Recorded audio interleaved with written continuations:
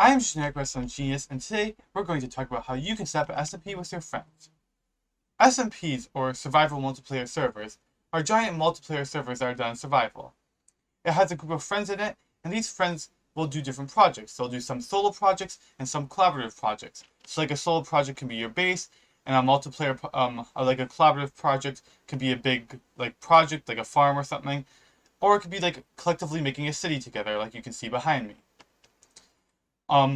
There can also be some server events, like mini games or whatnot. You can also see some examples of YouTubers who play SMPs. So some examples of those are Hermitcraft and Dream SMP. And a lot of people will see YouTubers who do SMPs, and they kind of want to make their own SMP with their friends. However, they don't know how. So in this video, we're going to go over three things. The first thing we're going to do is how you can set up SMP with putting some money down. So you will have to pay a little bit. It won't be much, but it will enhance the experience of your SMP much more. There's also a free way to do it, which isn't as good, but you can still do that if you'd like. And I'll just give some general advice for what you should do in the SMP, as like how you can plan stuff with your friends to have the most fun. I might do a longer video in the third topic if there's demand for it, but yeah, so let's get right into it. Before we get into the ins and outs of which server hosting you should use, I just want to quickly go over some terms. So first thing you need to do when with any server hosting that you might use is whitelist. So whitelisting basically is a list of people that are allowed on the server, and you need to make sure you do that because IPs are realistically easy to guess.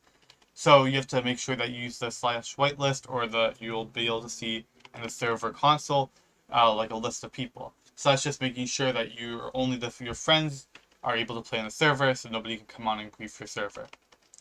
You also might want to install some mod packs and data packs, which allow for little customizations like head customizations, where if you kill a player, you get their head, which is pretty fun because then you can do little challenges. So most of them will have built-in data packs where you just install it, or there's other videos that you can find on YouTube that can help you with that. So the first thing you might want to do is buy a server. There is a free way, but I recommend buying a server because it's much faster and you will notice a huge difference when you're playing your SMP. I personally recommend you use Apex hosting. They're not paying me to say that or sponsoring me or anything, but I also do recommend you do look around for different server hostings to see if there's anyone that are better priced, or maybe there's a really good sale going on. But let's just say we look at this 3 GB RAM server. It's $10 a month if you bill it quarterly, and it's for 3 months. That's for the first 3 months they have a special price. So that's $30, which sounds like quite a bit. But when you think about it, let's say you just have 5 other people, so 6 people in total on the server, then you all pitch in, it's only $5 each. So this isn't too bad, and you'll notice a substantial difference in the quality of the server. Another thing you might do is you might want to start off the server in the free method, which I'm about to mention, and then eventually transfer it over to the paid server once you've gotten more stuff on it, or once you decide that you guys want to continue this on for a longer term. So, if you want to get a free server, the server hosting website I recommend you use is Minehut, and that's for a variety of reasons.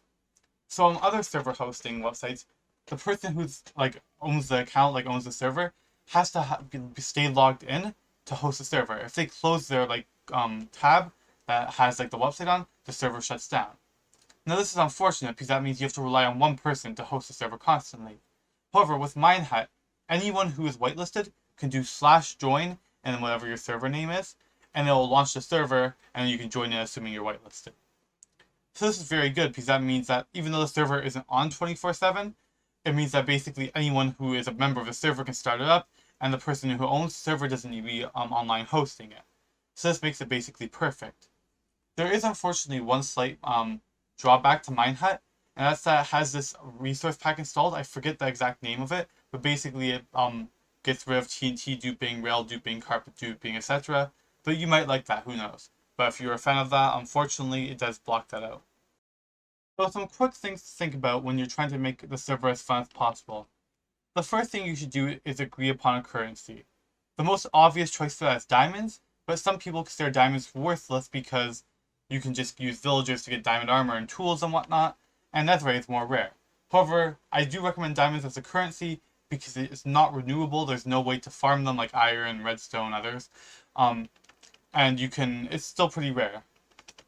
But you can also just agree upon any other currency that you would like.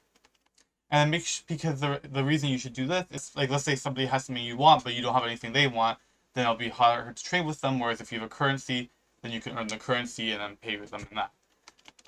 The second thing I recommend you do is somewhat plan the farms you plan on making. So if, and I don't mean like small farms like iron farms, villager breeders, and whatnot. I mean, if you're gonna make like a wither skeleton farm, you only really need one of those, and there's no point wasting time making like 2 or 3 of those. So just say, okay, I'm gonna be making that wither skeleton farm, and I'll sell the wither skulls for X price. So that's something that you can do to increase the enjoyment, because they'll make sure that you guys have, like, don't waste time making 2 or 3 farms when you only need 1.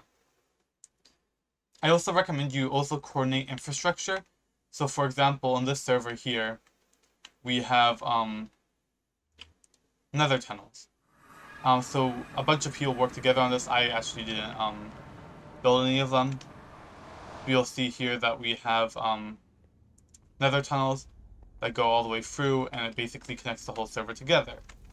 So this is coordinate that we built together, and yeah, it's very useful. And then I also recommend you do something like the spawn city that you just saw. So yeah, I suggest you plan and coordinate like a spawn city like this, where you make like a road, and then you can have room for shops and different buildings, different mini games, and whatever you want really. So yeah, there's a lot of fun to be had there. And yeah, so I just recommend you plan a little bit, do your own thing a little bit. You don't have to plan out everything, but just have a loose plan so you don't waste time building things that are redundant. But yeah, thanks for watching. I've been Generic Redstone Genius. I'll catch you guys in the next video.